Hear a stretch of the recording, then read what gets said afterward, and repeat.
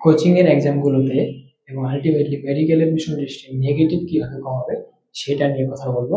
Negative কমানোর জন্য তোমাকে প্রথমেই প্রশ্নটা ভালো মতো পড়তে হবে, কারণ প্রশ্ন ভালো মতো না পড়ার কারণে আমরা ভুল উত্তর দাগিয়ে ফেলি, যার কারণে কিন্তু নেগেটিভ বেড়ে যায়।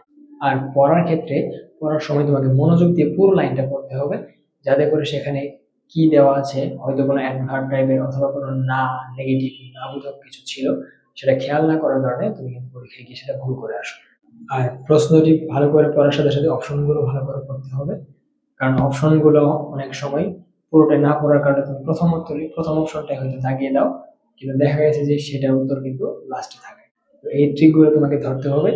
মেডিকেল এডমিশন টেস্টে অনেক ট্রিকি কোশ্চেন হয়, যদিও কোশ্চেনগুলো ইজি, কিন্তু ট্রিক না ধরার কারণে উত্তর ভুল হয়ে যায়। এই জন্য প্রশ্নপত্র পড়ার সময়, অপশনগুলো পড়ার সময় সতর্ক থাকতে হবে এবং পড়ার সময় লাইনগুলো ভালো করে খেয়াল করতে হবে এবং বেশি বেশি প্র্যাকটিস করতে হবে।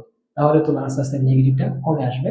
মেডিকেল এডমিশন টেস্ট রিলেটেড বিভিন্ন স্ট্র্যাটেজি এবং ভালো করে টেকনিক জানতে আমাদের পেজ অথবা ইউটিউব চ্যানেলটিকে ফলো বা সাবস্ক্রাইব করে রাখতে হবে।